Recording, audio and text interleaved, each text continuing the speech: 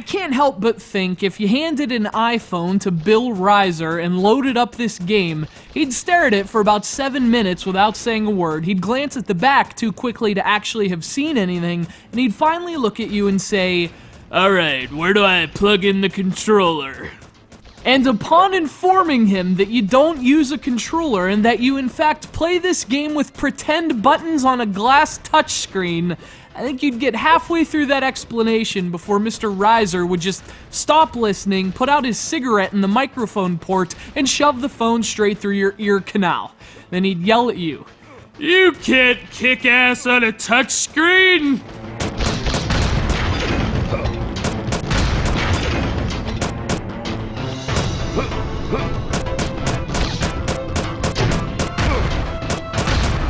As if you'd ever question a guy with the nickname Mad Dog. He's right, Star Marine has plenty of things going in its favor. It has awesome gameplay, a nice look, and as the very title suggests, infinite ammo. But what this otherwise awesome shooter doesn't have is a good old-fashioned, thumb-gouging directional pad. And even in 2012, that causes a misfire. Star Marine Infinite Ammo is as much a love letter to Contra as it is an actual video game. It takes its entire shtick, shooting while crouching, shooting while hanging from ropes, shooting a physics-defying f***ing spread shot from the seminal 1987 classic, Contra. Konami's genre-defying shoot-'em-up is a personal favorite here at Classic Game Room, so we're on board with any game that openly pays it tribute. That said, man, you just can't play a game like this on an iPhone. Of course, it's not fair to criticize a game for the inherent shortcomings of its platform, but it's really unavoidable in this case. We harp on this all the time, but there's only one thing keeping the iOS platform from becoming the world's undisputed leader in portable gaming, and that's its lack of physical input as a standard feature. Until there's some breakthrough in design, some games just require it, none more so than Star Marine.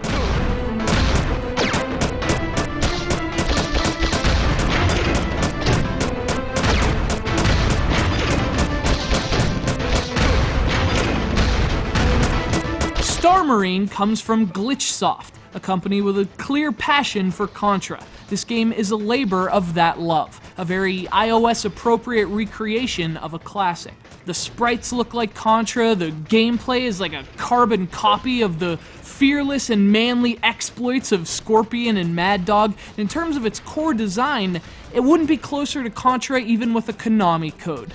But the game also adds some modern touches as well. Scoring points earns gems that can be used to purchase stuff. Weapons, upgrades, health packs, all the usual suspects. But that's where I ran into my first problem during this shameless Contra leg humping.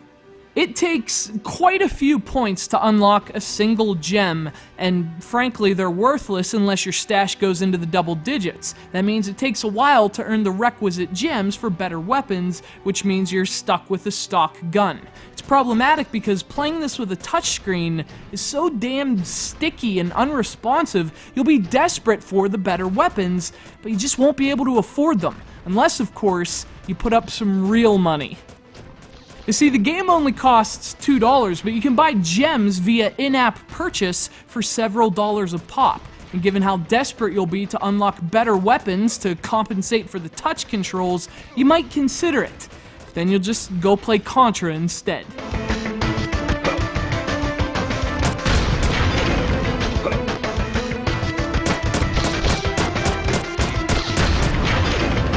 This would be one of my favorite games in the App Store if I could play it, but I'm inexcusably bad at Contra with a D-pad, and with a touchscreen, this.